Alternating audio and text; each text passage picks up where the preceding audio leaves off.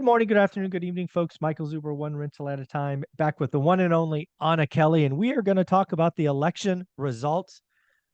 Obviously, a lot is still undecided, but I think we have a clear picture how the dust will likely settle. And what we're going to talk about is not individual elections or even the House or the Senate. We're going to talk about your money, the stock market, housing, the Fed, what this might mean. And just to paint the picture, Anna, we're going to assume the Republicans have the House by a narrow margin.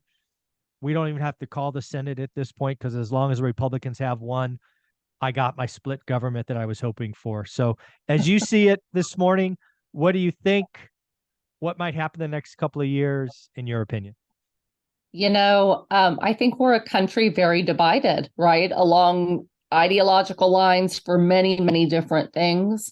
And as long as there's kind of this gridiron in Congress, there's not going to be the hopeful thing of this is that there's not going to be huge sways to monetary policy, right? We're talking about what does this mean for us and our wealth and our money, et cetera. We're not going to see these huge swings in monetary policy, in fiscal policy, in government spending, and in taxation if there's not one party in full control. And so that's my hopeful thoughts about today. I know people's emotions are kind of all over the place, and whether you think your guy got in or not, or your gal got in or not, I'm really focused on, let's say there's more of the status quo over the next couple of years. What does that mean for us? Yeah, that's, going into the election, I've said on my channel the last 3 or 4 days that I was just hoping for a split government. I'm ecstatic this morning, right? I had no real horse in the race. Of course, I voted. Who I voted for is none of your business. It's done. Right. But I wanted to split government, and we got that. In fact, we probably have the best outcome possible because there was talk about the Republicans dominating the House, which would give them more breathing room to push their initiative.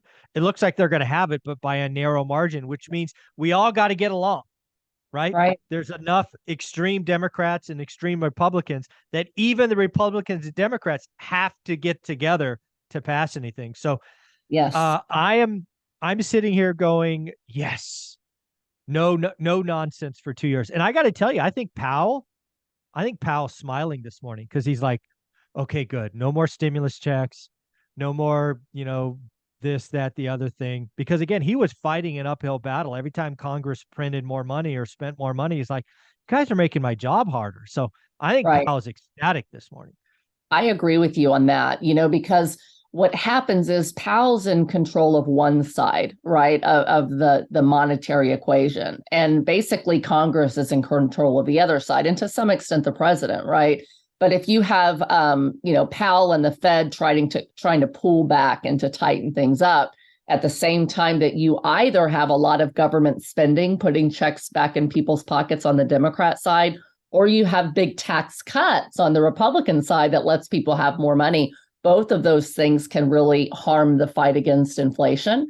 So one side or the other extreme, where both sides of Congress went to the same party, or the president, et cetera, could definitely make it more difficult. And that's what we saw in England, right, a couple of weeks ago, with the new prime minister that says, hey, we're going to cut taxes while they're trying to raise rates. And the bond market absolutely flipped out because monetary policy and fiscal policy were fighting against each other. And so, yes, I mean, I think we have to look at today and say, listen, life goes on.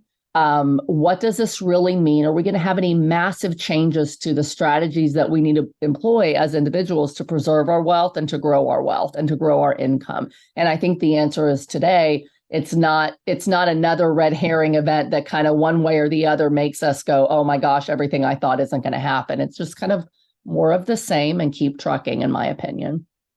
So I think Powell net is very excited because again he's like, okay, I'm not the current that I'm fighting to beat inflation is not increasing because of congressional spending. So I think he's happy today.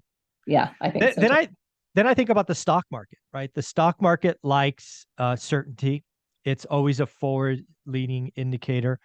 I think it looks at the news this morning and kind of goes, okay, great, nothing crazy, right? Um, there's not, it's again kind of only the best ideas will get done. and Right. no right or left dominated thing. ESG or drill baby drill or whatever, right? Whatever one party really wanted to go after and the other didn't. Y'all got to get along now, right? It's such a Right. narrow thing. So I think the stock market looks at it this morning going, "Oh, that's that's actually not a bad outcome. We can deal with this. What do you think?" Right. I agree with you. And again, I think the stock markets, although they are a leading indicator, sometimes they get it wrong, right? But generally speaking, any big changes create more uncertainty, and that creates fear. And when there's more fear and uncertainty, companies and individuals make rash choices. They react based on, oh my goodness, something's changed. People don't like change. The stock market doesn't like change, and so when you have kind of this gridiron, there may be some that say, "Oh crud, we were hoping for big tax cuts." Others, "Oh crud, we were hoping for big spending," right? Depending on where you are. But when there's something else that doesn't change, it's actually nice for the stock market that they're already dealing with, wars and rumors of wars and inflation. And is inflation or deflation our bigger problem, right? Those are the kind of questions that are being asked. And now they basically can say, well, at least we don't have huge political swings as our next big problem we have to deal with. Yeah. And then the final one, let's talk about housing. I think housing, really, there's two things to think about. One is interest rates, which is front and center. Again, going back to Powell, he's like, okay, great. I may not have to go as high, right? There Mhm. was a chance that if it went one direction or the other, that's more spending. And again, he would have to go higher to kind of break this thing. So I think maybe rates don't go as high. But lastly, on housing, I don't know this for sure, but if I was a betting man, I would think one of the few things that, kind of middle Republicans and middle Democrats could agree on is residential housing. We need to help first-time home buyers, especially now that housing is so unaffordable and this, that, the other thing. So I think one of the first things they may agree on is some kind of housing, I don't know what you want to call it, incentive package, loans, something Yeah. to maybe help there. But maybe I'm overthinking it. Yeah, I don't think you're overthinking it. There's been so much gridiron and gridlock in Congress for so long that I hope that we have enough moderates that come in and basically can agree and can work together to get some things done like that. Yeah, again, I think anything that gets done the next 2 years has to be bipartisan. And that's Yes. something we really haven't seen for 6 years. It's new. Let's try it. Let's see what happens. Yeah, I hope so. Because I think ultimately, there is wider and wider wealth gaps. The poor get poorer, the richer get richer. And if there are going to be things that you can agree upon, whether you think we should be, spending money and giving people stuff or not, those that really can't afford housing really are a group that should be helped, And so I think that you can come in and you can provide some kind of programs that add some stability with what we've got going. The question is, how far do they go? And I tend to think that there's two.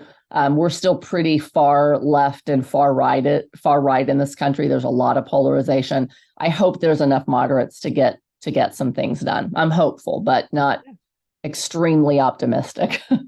Yeah, again, this is all new. We're all trying to figure out. Frankly, the vote counts haven't even, they're not done yet. Right. So Right. we're talking very early on Wednesday. So all of this could change. Yeah. But again, at the end of the day, a split government, I think, is what was decided. I think Powell's happy. I think the stock market will eventually be happy. I think there will be a couple of initiatives that are right for every state. And I think Mhm. housing could be one of those. We shall see. But at the end of the day, I personally am excited how it ended up. Split government is all I asked for. And it seems, knock on wood, that we got it this morning. Anna, where can people find you? Great. You can find me here every week and on my playlist on your channel on YouTube. You can find me at social media at Anna Kelly, REI Mom. And you can find me on my website, reimom.com. Awesome. Thank you so much. Thank you.